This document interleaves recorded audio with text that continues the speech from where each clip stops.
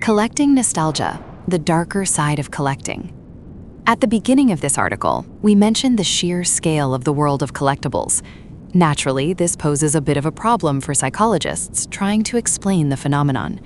How do you compare, say, a stamp collector with someone who holds on to every water bottle label they come across? That being said, psychologists have a number of different theories to explain this sort of behavior. As well as those set out above, there may be darker factors at play here.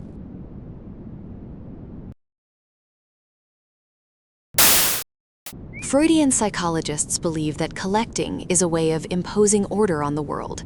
Those who collect may have suffered abandonment issues when they were children, or feel that they lack control over their own lives.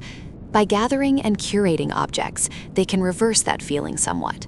In particular, those with few mementos of their childhood might compensate by holding on to anything they can.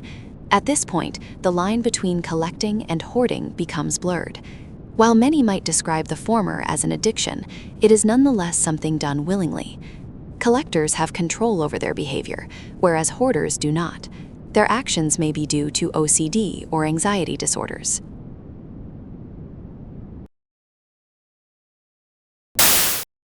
Hoarders.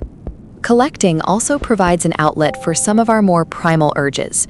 On an instinctual level, we are driven to objects of desire.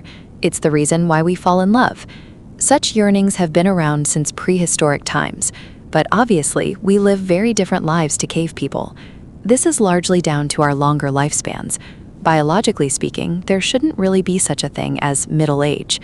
Perhaps this explains the modern phenomenon of the midlife crisis. It's no coincidence that many men begin collecting things during their 40s.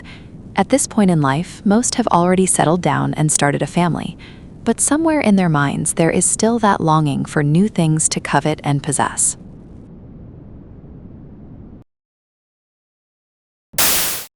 While they may not quite understand this compulsion, collecting nonetheless helps them to scratch that neurological itch.